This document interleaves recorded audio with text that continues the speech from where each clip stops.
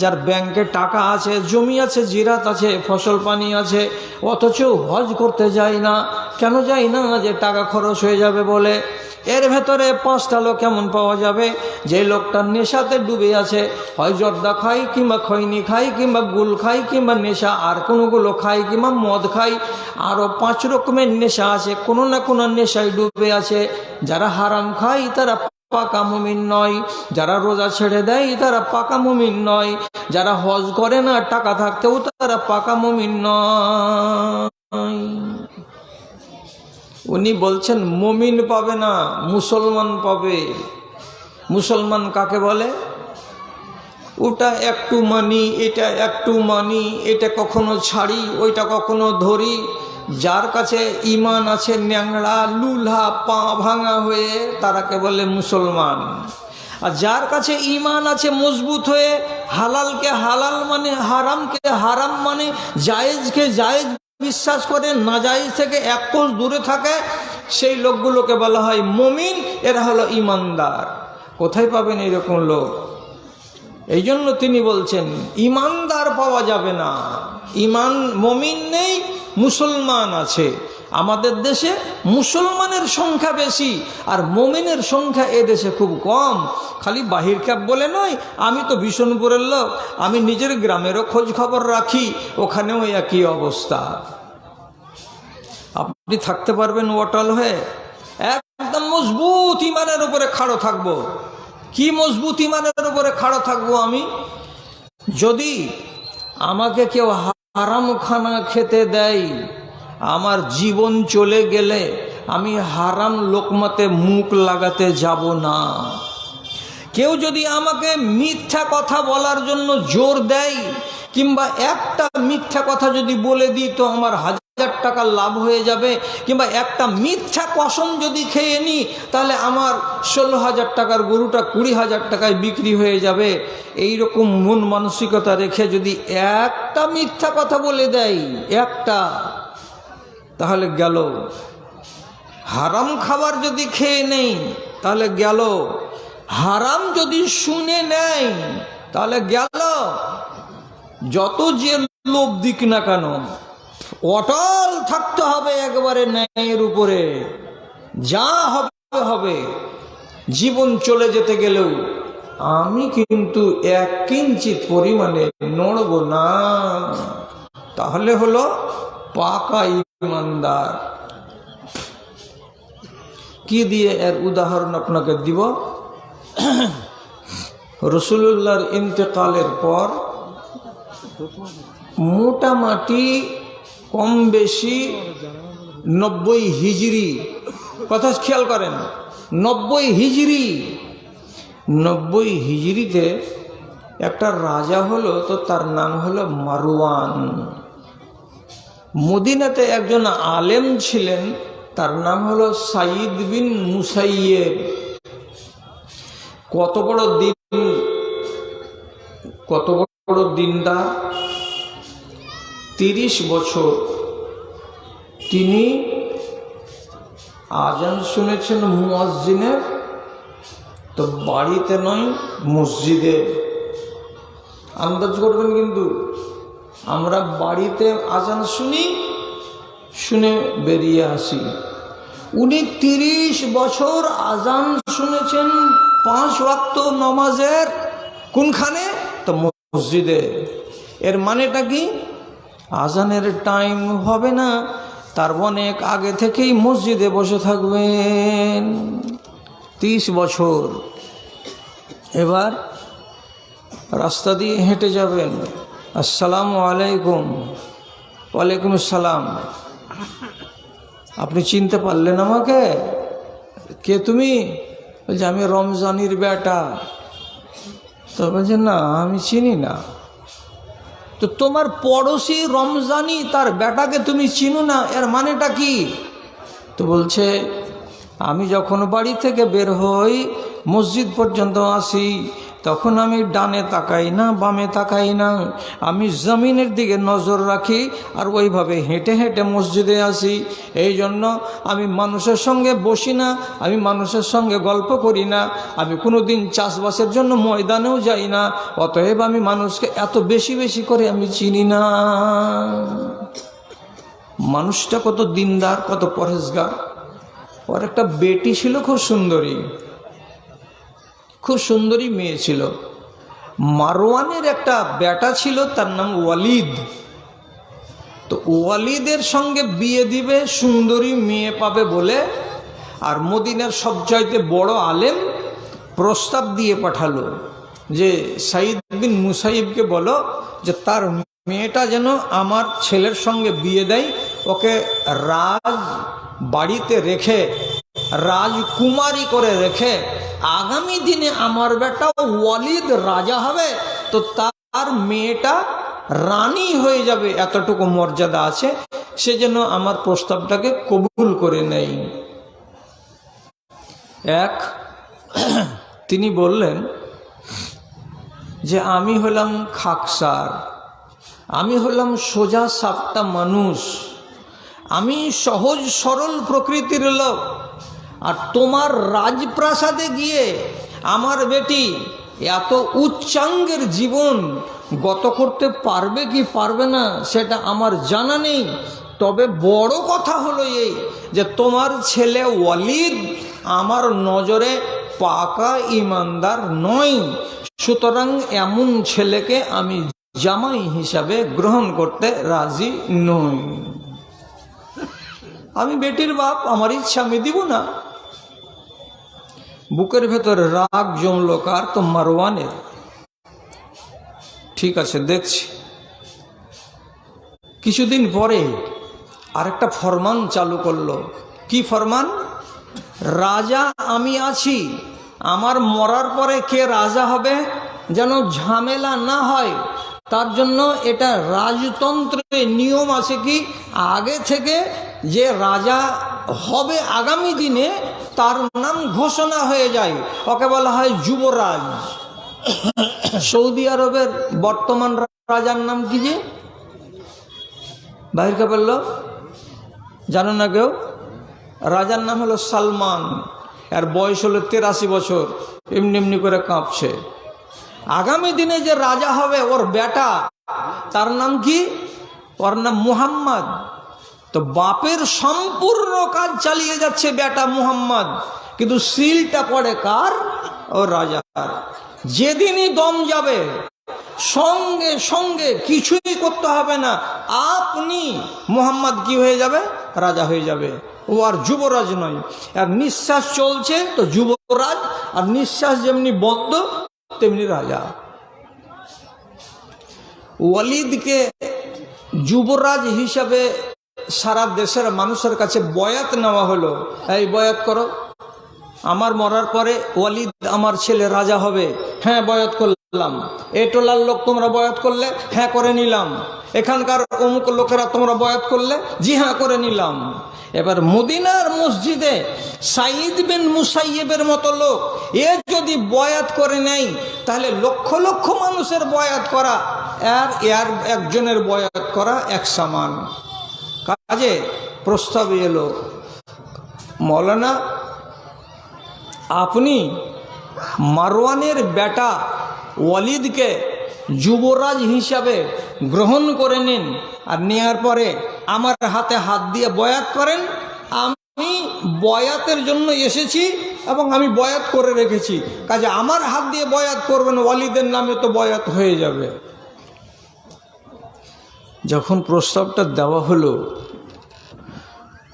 তখন সাইদ বিন মুসাইব বললেন, কসম আল্লাহর, একজন কম ইমানের লোক এবং বিশেষ করে ওয়ালিদের মতো ছেলেটা সে রাজা হবে, আমি এই কথাটাকে গ্রহণ করতে পারবো না, আমি এ কথাটাকে মানতে পারবো না, এবং আমি ওর হাতে বয়াতও করব না।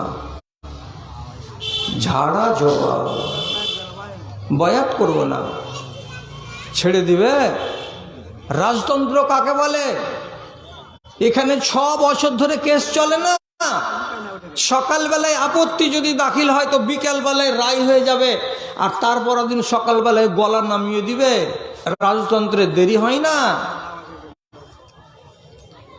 রাজার কানে খবর গেল যে সাইদ বিন মুসাইয়েব আপনার ছেলের নামে বয়াত করবে না, মেরে ফেল দিতে হবে এত বড় আলেমকে।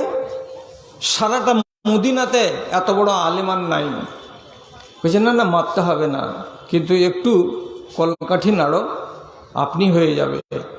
4 জন লোককে পাঠানো হলো, দিয়ে ওই 4 জন লোক মৌলানাকে কানে কানে বলছে, ওস্তাদজি আপনার সামনে আমরা বয়াতের কথা যখন বলবো তখন আপনি চুপচাপ মুখটাকে নিচু দিকে করে বসে থাকবেন, হ্যাঁও বলবেন না, নাও বলবেন না।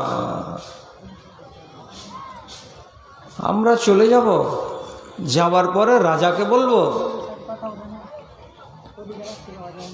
যে সাইদ বিন মুসাইব রাজি আছে।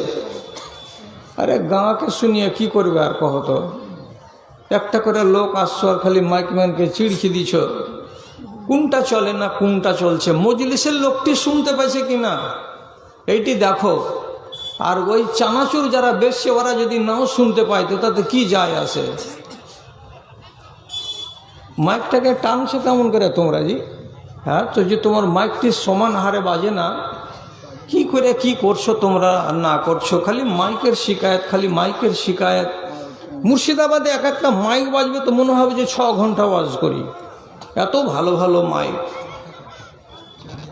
বলছিলাম সাইদ বিন মুসাইবকে এত সুন্দর বুদ্ধি দেওয়া হলো।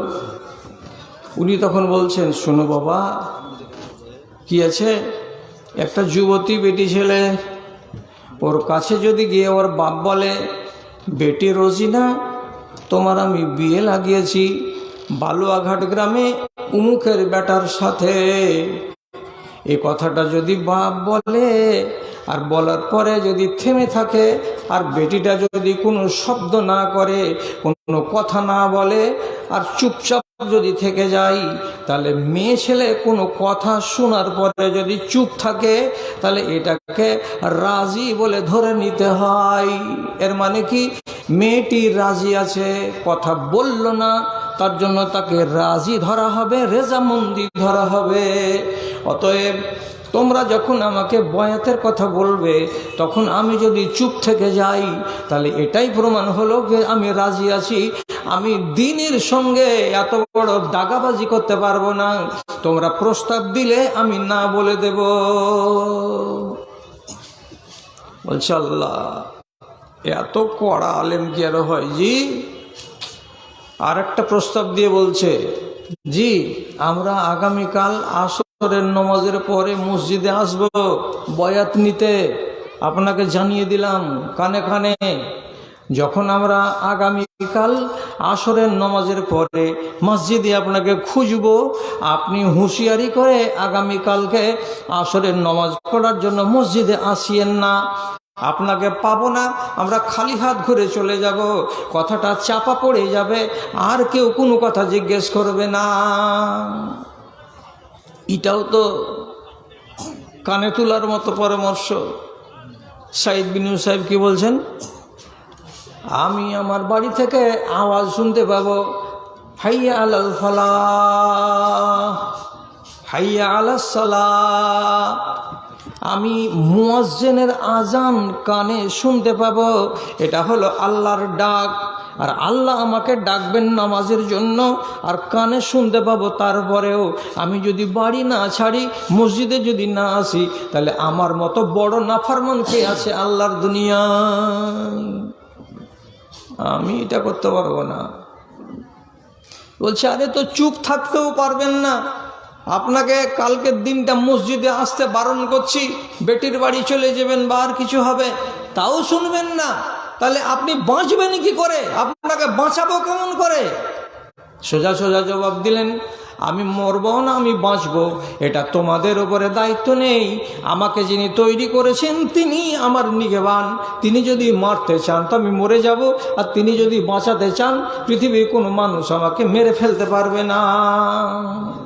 আল্লাহ, এই যে আপনাকে কথা বলছিলাম গোড়াখানে কি, ইমানের উপরে এমন অটল থাকতে হবে যেমন লোহার বল, ওর উপরে যদি পাথর রগড়ান তবুও ভাঙবে না, ওর উপরে যদি আপনি কাঠ দিয়ে গড়াগড়ি দেন ওকে তবুও যেমন ভাঙা যাবে না, ঠিক তেমনি আপনাকে যেন মচকানো না যায়। ইমানের উপরে এত শক্ত হয়ে দাঁড়িয়ে থাকতে হবে। বেচারিকে না পেরে মসজিদ থেকে বের করে ওর গা থেকে সমস্ত কাপড়কে খুলে কেবল সতরটাকে ঢাকা যাবে এতটুকুনি কাপড় রেখে খালি পায়ে গরমের দিনে এই রকম আধা উলঙ্গ করে দিয়ে এত বড় একটা আলেমকে মদিনার অলি গলি এখান সেখান ঘুরিয়ে ঘুরিয়ে নিয়ে বেরিয়েছে। আর লোককে বলেছে, দেখো অলিদের নামে বায়াত না করা লোকের কত করুণ সাজা। উনি চুপচাপ সাজাকে বরদাস্ত করতে থেকেছেন। তোমার রাজকে চলছে রাজ, তুমি চালাও। যেদিন আল্লাহ নিজের রাজ চালাবেন সেদিন আর তার সামনে কেউ তাকে রুখতে পারবে না। এত জুলুম তার উপরে করা হয়েছিল, কিন্তু তাকে ইমান থেকে টলানো যায়নি। শেষে বলল, দেখছি তোর বেটি কার সঙ্গে বিয়ে দিবি, তুই আমার বাড়িতে বিয়ে দিবি না তো। সাইদ বিন মুসাইয়েবের ক্লাসে একটা গরিব ছেলে পড়তো, ছেলেটার নাম হলো আবু ওয়াদা। আবু ওয়াদা নামের গরিবের বাচ্চা লেখাপড়া করত। একদিন সাইদ বিন মুসাইব বলছেন, ওরে বাবা, তোমার ব্যবহারটা বড্ড ভালো লাগে, তোমার চরিত্র আমাকে বড্ড ভালো লাগে। তুমি যদি আমার মেয়েটাকে বিয়ে করো তাহলে আমি তোমার সঙ্গে আমার মেয়েটার বিয়ে লাগিয়ে দেই। ছেলেটি বলছে, হুজুর আমি তো নিঃস্ব, আমি তো গরিব, আমার তো এতটা কোনো সাই সম্পত্তি নাই, আপনার মতো লোকটাকে আমি কেমন করে শ্বশুর বানাতে পারি। সাইদ বিন মুসাইব বললেন, গরিব দেখার নয়, ইমান দেখার বিষয়। তোমার কাছে ইমান মজবুত পেয়েছি, তোমার কাছে ধন আমি কম পেয়েছি। ধনটা কম হতে গেলেও আল্লাহ রুজির মালিক তার ব্যবস্থা করে দেবেন, আমি তোমার সঙ্গে মেয়ের বিয়ে দিয়ে দেব। গরিব তালবে ইলমের সঙ্গে মেয়ের বিয়ে দিয়ে দিলেন, আর দিয়ে একটা ছেলেকে দিয়ে মেয়েকে সাজিয়ে ওই ছেলের বাড়ি পর্যন্ত পৌঁছে দিয়ে এলেন। বরযাত্রী ফরযাত্রী আর টাপ্পর গাড়ি আর জিপ গাড়ি আর মারুতি গাড়ি কিছুই আসেনি। কাকে বলে ইমানের উপরে অটল থাকা? আমি যদি এখন কসম খেয়ে 1000টা টাকা পাই তাহলে আমাকে খেতে টাইম লাগবে না। রতুয়াতে 9 দিন আগে একটা কেস এমন হয়ে গেল, যেই মেয়েটি 2টো বাচ্চাকে রেখে পালিয়ে এসেছে হকারের সাথে, আর হকারের সঙ্গে যে পালিয়ে এসেছে 2টো বাচ্চাকে রেখে দিয়ে, রতুয়াতে তার ছাড়ান হলো। কে ছাড়ান করছে? তো আমারই মতনই এরকম দাড়িওয়ালা আর টুপিওয়ালা একটা লোক ছাড়ান লিখে দিল, আমি আমার আগলা স্বামী জয়েদ আলীকে তালাক দিলাম। কে বলছে? তো বাড়িওয়ালিটা। আরে বুদ্ধু বেটি ছেলে, তোকে তালাক দেওয়ার পাওয়ার আল্লাহ দিয়েছে? পুরুষকে দিয়েছে তালাক দেওয়ার পাওয়ার, আর তোকে দিয়েছে খোলা করার পাওয়ার। খোলা কাকে বলে? মুখে মুখে বল নেই, হাতে কাগজে লিখে তোর স্বামীকে বল, তুমি যেটি মোহর আমাকে দিয়েছিলে 30,000 এই লাও, আর আমাকে তুমি মুক্ত করে দাও। মোহর ফিরিয়ে দিয়ে স্বামীকে বলতে হবে, আমার খোলা মঞ্জুর করা, আমি তোমার ভাত খাবো না। স্বামী যখন তোমার খোলাটাকে মঞ্জুর করে নিবে, সেদিন থেকে নিয়ে তোমাকে 1 মাস বাড়িতে ইদ্যত কাটাতে হবে, তারপরে অন্য জায়গাতে বিয়ে করা চলবে। আর কাজী সাহেব কি করালো? স্বামী জানেই না, ও আপনার ব্যবসা করতে গেছে কিশনগঞ্জের বাজার, আর বাচ্চা দুটা জাড়ের দিনে ল্যাপ কাঁথা মুড়ি দিয়ে শুয়ে আছে। ফজর হবে তখন মা বলে ডাকবে, আর এই রাতে পালিয়ে চলে এসেছে। কত বড় জালিম বেটি ছেলে, আর কত বড় এই ডাকাত এই কাজী যদি কিয়ামতের দিন ওর জিভে বংশী না লাগে, তাহলে আমি সালফির বেটা মিথ্যা কথা বলে গেলাম। এর গলাতে যদি ফাঁদ না লাগে, আর একে যদি আল্লাহ হাজার মানুষের সামনে শুলিতে না চড়াই, তাহলে পরে আমার কথাটা মিথ্যা। বর্তমান জমানাতে যতটি কাজী আছে, এই কাজীদের ভেতরে যদি আল্লাহ তাআলা হিফাজত করেন তো দুজন হয়তো বেঁচে যাবে, বাকি 98টাকে 19 বার করে শুলি দিতে গেলেও মাফ হবে না। সব জালবাজ। তখনই তালাক হয়ে গেল। আর 2 ঘন্টা পরে যে শয়তান ওকে নিয়ে পালিয়ে এসেছে, ওর সঙ্গে বিয়ে পড়িয়ে দিল। ইন্না লিল্লাহি ওয়া ইন্না ইলাইহি রাজিউন। 1 মাস ইদ্যত কাটাবে না? কইছে ওগুলা কি? এখন যদি ছেলেটা চলে যায় তো কে ফের বিয়ে লাগাবে? তো তুই কি ঠিক আলিয়েছিস রে হারামখোর, যে একে তোকে জুড়ে দিতেই হবে? অথচ হাদিসের ভেতরে আছে, এখানে আপনারা আমার বাপ তুলো লোক আছেন, আর এখানে আমার বেটা তুলো লোক আছেন। আপনাকে আমি শরীয়তের কথা বলছি। কি? লা ইয়াসকি আহাদুকুম যারআতা আখিহি ওয়া ফি রিওয়ায়াতিন, রাসূলুল্লাহ বলছেন, তোমরা পরের জমিতে সেচ দিতে যেও না। অথবা আপনাকে বুঝিয়ে বলছি, তোমরা পরের জমিতে বিছন ফেলতে যেও না। জমিটা যদি তোমার হয় তো সেখানে বীজ বপন করো, আর জমি যদি তোমার না হয় তো সেখানে বীজ বপন করতে যেও না। অথবা এইভাবে বুঝো, জমিটা যদি তোমার হয় তাহলে সেখানে সেচ দাও, আর জমি যদি তোমার না হয় তাহলে সেখানে সেচ দিতে যেও না। ইশারা ইঙ্গিতে বুঝে নাও বাবা আমার। একটা মেয়ে ছেলেকে একটা বেটা ছেলে স্ত্রী হিসাবে ব্যবহার করছিল, তার মানে তার বীজ সেখানে ফেলা আছে। ওই বীজ মানে কি? একটা বাচ্চা। ওর পেটে যদি বাচ্চা থাকে তাহলে ওই নারীকে কোনো দিন দুনিয়ার কোনো পুরুষ তার সঙ্গে মেলামেশা করতে পারে না, যতদিন পর্যন্ত ওই ফসলটা ঝাড়া মারা না হয়ে যাবে। এর মানে বাচ্চাটা পেট থেকে ভূমিষ্ঠ না হয়ে যাবে, ততদিন পর্যন্ত ওই নারীকে কেউ ছুঁয়ে দেখতে পারে না। তালাক দিয়ে পেট পরিষ্কার হবে, তারপরে বিয়ে করা যাবে। 1 ঘন্টা আগে তালাক হলো, আর ঘুরে ফিরে চা খেয়ে দিয়ে এসে আবার বিয়ে হয়ে গেল।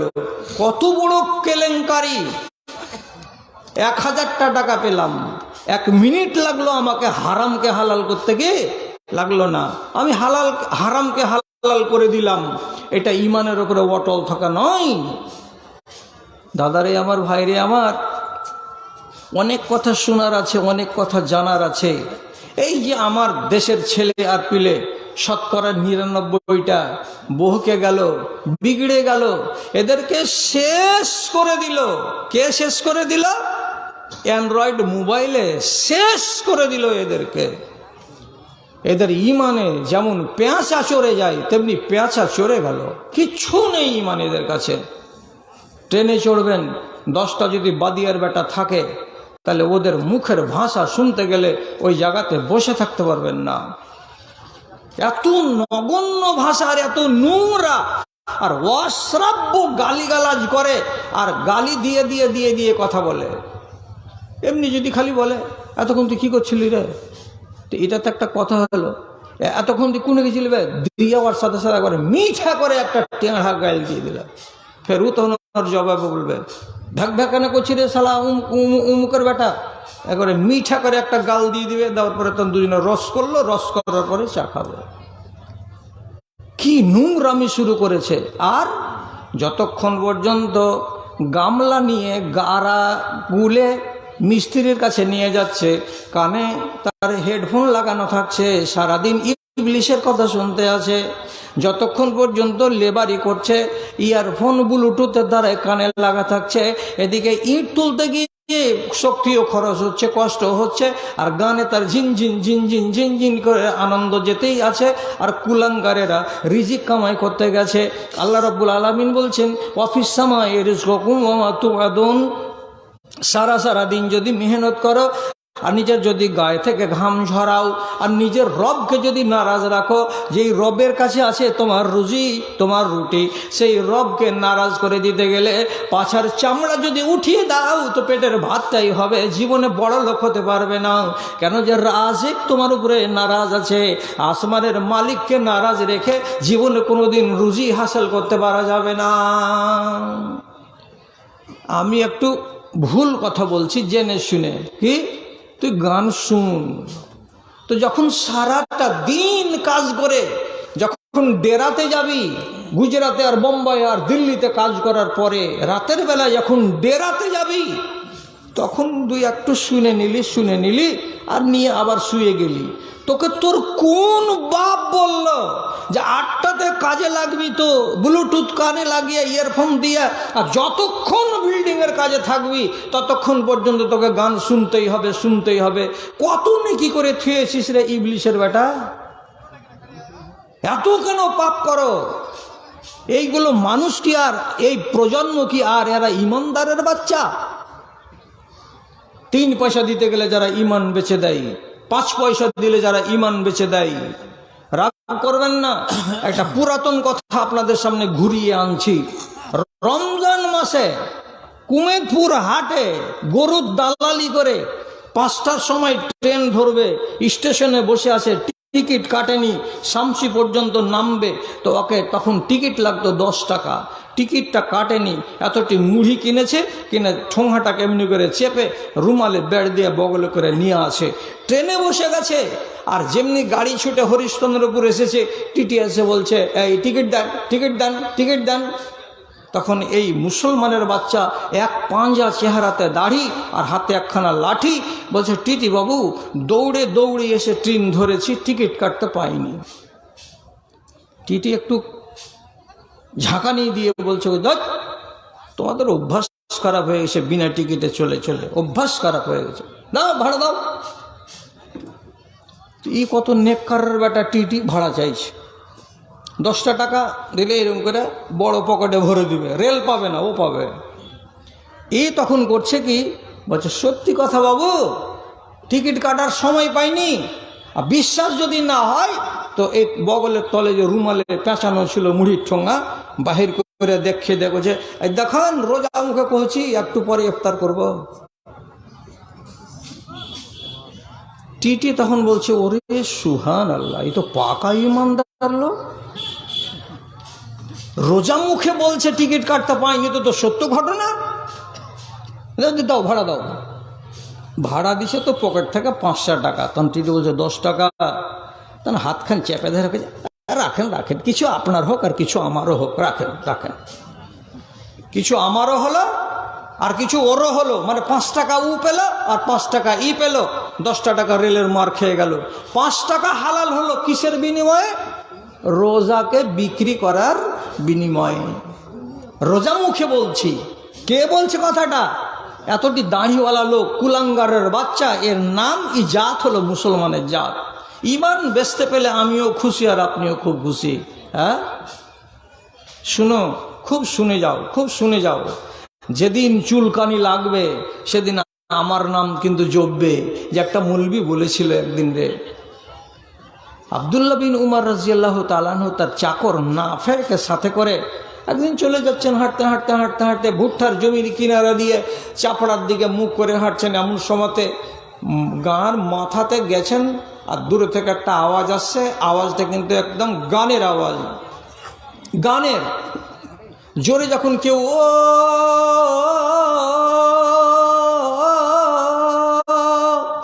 যখন আওয়াজ টেনেছে, আব্দুল্লাহ বিন উমর জেনে নিয়েছেন তো গান গাইছে কোনো রাখাল। যেমনি গান গাইছে উনি বুঝে নিলেন, কি করলেন? সাথে সাথে শাহাদাতের আঙুল দুটোকে কানের ভেতরে ভরে দিলেন। আর দেওয়ার পরে ওই রাস্তাটাকে ছেড়ে দিয়ে ডান দিকে সোজা দক্ষিণ দিকের রাস্তা ধরে বাহির কাপের গ্রাম চলতে মিড়িকা মারি গ্রামের মাথায় যাওয়ার পরে কানে আঙুলটা ভরে রাখা অবস্থাতেই নিজের চাকর নাফেকে জিজ্ঞেস করে বলছে, এই নাফে বলো তো, এই যে 5 মিনিট আগে চাপড়ার মাঠ থেকে একটা রাখাল ছেলের গানের আওয়াজ শুনতে পাওয়া যাচ্ছিল, এখানে কি সে আওয়াজ আর আসছে কানে না আসছে না? এবার নাফে বলছে, না জনাব, এখানে ওই গানের আওয়াজ আসছে না।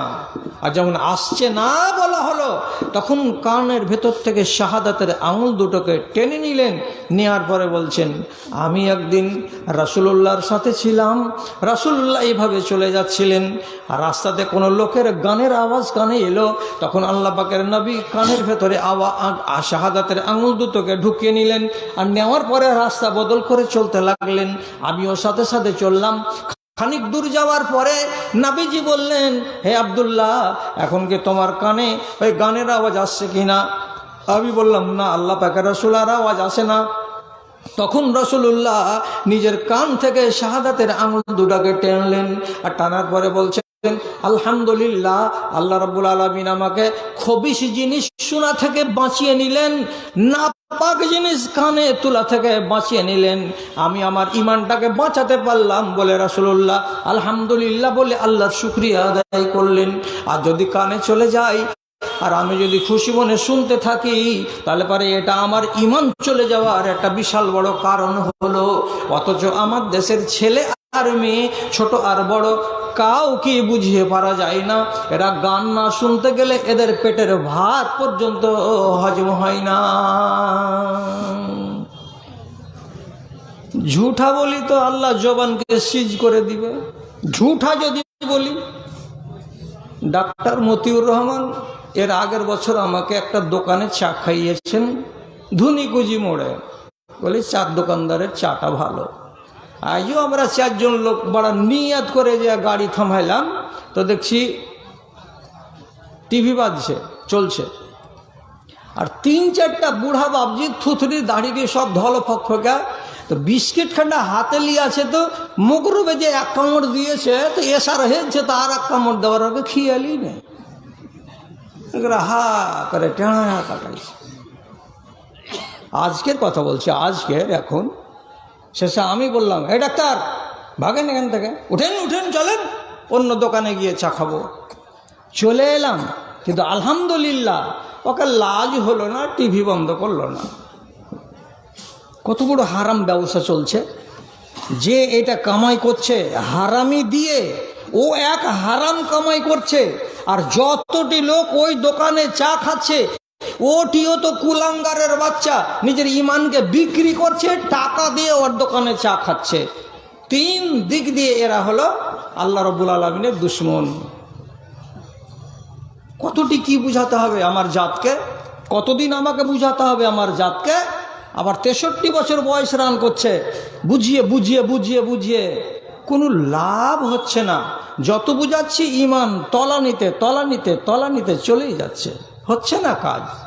আল্লাহ, এই একটা কথা মনে মনে বলি, কি রাসূলুল্লাহ বলেছেন একটা কথা, যে ইমান মদিনা থেকে বেরিয়েছিল, পৌঁছিল ইরানে, ইরান পার হয়ে আফগানিস্তানে, তারপরে এলো পাকিস্তানি, তারপরে এলো ভারতে, তারপরে গেল বাংলাদেশে, তারপরে গেল মালয়েশিয়াতে, তারপরে গেল ইন্ডোনেশিয়াতে, তারপরে গেল অস্ট্রেলিয়াতে, তারপরে গেল জাপানে, তারপরে এদিকে চলে গেল উত্তর আমেরিকা, তারপরে এইদিকে চলে গেল দক্ষিণ আমেরিকা, তারপরে চলে গেল এইদিকে আফ্রিকায়। বেরিয়েছিল কোনখান থেকে? তো মদিনা থেকে। মদিনা থেকে বেরিয়ে ইমানের সফর চারিদিকে শুরু হয়ে গেল, চলে গেল চলে গেল চলে গেল চলে গেল। রাসূলুল্লাহ কি বলছেন? ইন্নাল ইমানা লা ইয়াজুরু ইলাল মাদিনাতে কামা তারজুল হাইয়াতু ইলা জুহরিহা। যখন মগরব ঢিলা হয়ে যায়, তখন একটা সাপ খাল থেকে বাহির হয়, আর সাপটা খাল থেকে বাইরে হয়ে এখান দিয়ে এখান দিয়ে এদিক দিয়ে এদিক দিয়ে এদিক দিয়ে এদিক দিয়ে 3-4 বিঘা জমির আলের কিনারা কিনারা কিনারা কিনারা নিজের খাওয়ারকে খোঁজ করার পরে যখন পূর্ব দিকে লালি উঠে যায়, তখন যেই খাল থেকে বেরিয়েছিল সেই খালে আবার যেমন সাপটা ঢুকে যায়, ওই রকম ইমানের সফর মদিনা থেকে শুরু হয়েছে। আফ্রিকা গেল, আমেরিকা গেল, অস্ট্রেলিয়া গেল, জাপানে গেল, কিয়ামত যে যেদিন কাছে আসবে সেদিন ইমানটা উল্টা পথে যাত্রা শুরু করবে। ইন্ডোনেশিয়ার মানুষের বুকে ইমান থাকবে না, বাংলাদেশের মানুষের বুকে ইমান থাকবে না, ভারতের মানুষের বুকে ইমান থাকবে না, পাকিস্তানের মানুষের বুকে ইমান থাকবে না। সব ইমান কমতে কমতে কমতে কমতে খালি হতে হতে হতে হতে দুনিয়া ময়দান ফাঁকা পড়ে থাকবে। আর ইমানটা যেখান থেকে বেরিয়েছিল মদিনায় গিয়ে আবার পৌঁছে যাবে। মদিনার লোকের কিন্তু ইমান নষ্ট হবে না। এখন ইমান এদিকে যায় না, এখন পশ্চিম দিকে হাঁটছে। একই দিনে যাবে না দাদা, একই দিনে শেষ হবে না, সময় লাগবে। সময় কেমন লাগবে? আজকে হারাম খাওয়াটা বেড়ে যাবে, ইমানটা কমে যাবে, মানে ওদিকে চলে যাবে। মিথ্যা কথা বলা বেড়ে যাবে, ইমানটা কমে যাবে, কমে যাওয়া ইমানটা মদিনার দিকে চলে যাবে। কাউকে গালি দেওয়া বেড়ে যাবে, ইমানটা কমে যাবে, আর কম ইমানটা ওদিকে চলে যাবে। এইভাবে কমতে কমতে কমতে কমতে যতগুলো মানুষ বেঁচে আছে একটাও মুমিন বেঁচে রবে না, সব জালিম দুনিয়াতে বেঁচে থাকবে, আর তাদের উপরেই কিয়ামত কায়েম হবে।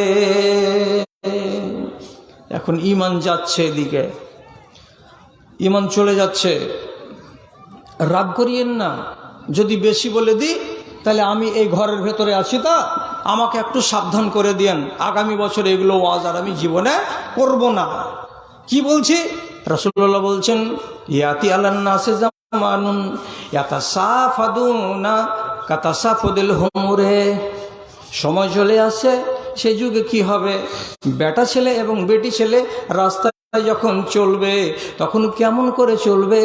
দুটা কিংবা তিনটা কিংবা চারটা গাধা যদি এক জায়গাতে চড়ে আর চলে বেড়ায়, তাহলে গাধা ভদ্রভাবে সোজা রাস্তায় একাই একাই চলবে না। একবার এই গাধাটা ওই গাধার গায়ে ঠেকা দেবে, একবার ওই গাধাটা এই গাধার গায়ে এসে ঠেসা লাগাবে, একবার ও ওর ঘাড় কামড়াবে, একবার এ ওর ঘাড় কামড়াবে, একবার এ ওকে লাত মারবে, একবার ও ওকে লাত মারবে। তো গাধা যেমন গায়ে গায়ে লাগিয়ে গায়ে গায়ে ঘর্ষণ করে করে রাস্তা চলে, ঠিক সেই রকমই একটা সময় আসবে, সেই যুগের ছেলে মেয়েরা গাধার মতো করে গায়ে গা লাগিয়ে শরীরে শরীর লাগিয়ে এমনি করে চলবে, যেমন মনে হবে কি এরা নিজের বাড়িওয়ালা এবং বাড়িওয়ালি, অথচ এরা বাড়িওয়ালাও নয় বাড়িওয়ালিও নয়। এরা হলো কি পথের কুকুর এবং পথের কুত্তা। কেবল একটা মেয়ে ছেলেকে ভালোবেসেছে আর বিয়ে করার লোভ দিয়ে তার হাতের ভেতরে আঙুল গুজে দিয়ে তাকে নিয়ে রাস্তা রাস্তা চলে বেড়াচ্ছে, তার ঘাড়ে হাত দিয়ে মোহাব্বতের গান গাইতে গাইতে চলে যাচ্ছে। মানুষকে বলে লজ্জা হবে না, বেটা ছেলে অন্যকে দেখে লজ্জা হবে না, কোনো দাড়িওয়ালাকে দেখে লজ্জা হবে না, কোনো টুপিওয়ালাকে দেখে লজ্জা হবে না।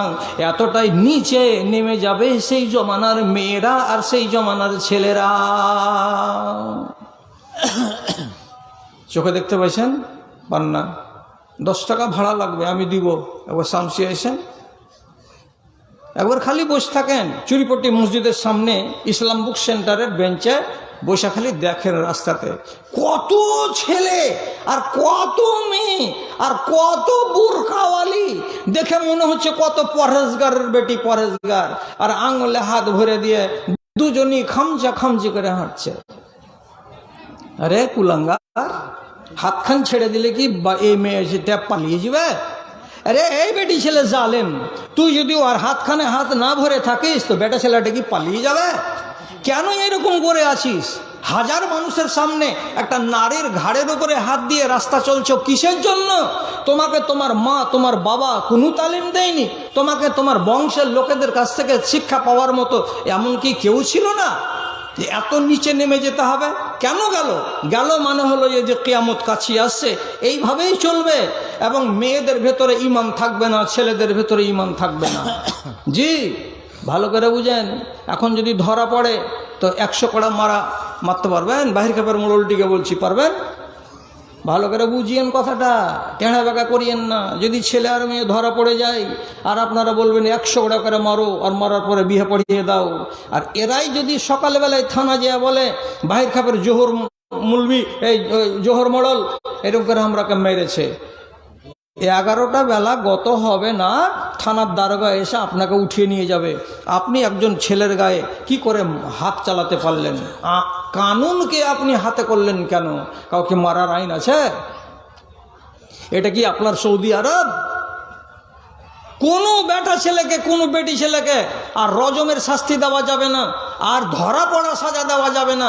বিয়ে যদি দিতে হয় তো বিয়ে দেওয়ার আগে যে কোড়া মারা ছিল ওগুলো এখন উঠে গেল। কোড়া মারতে গেলে ছেলে ধমকি দিচ্ছে, আমাকে মারলেই বিয়ে করব না, আর যদি মারা আমি থানাতে গিয়ে বলে দেব। আপনি মারতে পারবেন না, পাল্টা কেস হয়ে যাবে আপনার উপরে। কত বাড়লো ছেলে আর মেয়ে। বাপকে কে পুছে? প্রত্যেক দিন একটা করে মশলা কানে আসবে, প্রত্যেক দিন একটা করে আমাকে জবাব দিতে হবে টেলিফোনে। এইগুলো জিজ্ঞাসা পালিয়ে এসছে, আমাদের বাড়িতে আছে, বাপকে বলেনি, মাকে বলেনি, বিয়েটা পড়াও। বলি সাহেব আমাকে সর্দার কয়েছে হাঁকে মালিক বানিয়ে পড়িয়ে দে। কি করবি? সর্দারের কি তো জন্ম বেটি? হ্যাঁ, পরের বেটিকে তুমি বিয়ে পড়াতে যাচ্ছ? কইছে যদি বিয়ে না পড়ে তো ওরা যে হারাম কাজ করবে। মুলি সাহেব আবে বিয়ে পড়াইলেও হারাম করবে, আর বিয়ে না পড়াইলেও হারাম করবে, তো কুত্তা কুত্তিকে ছেড়ে দে, এমনি হারাম করে বেড়াগা। তুই কেন বিয়ে পড়াতে যাচ্ছিস যে বিয়েটা হবে না?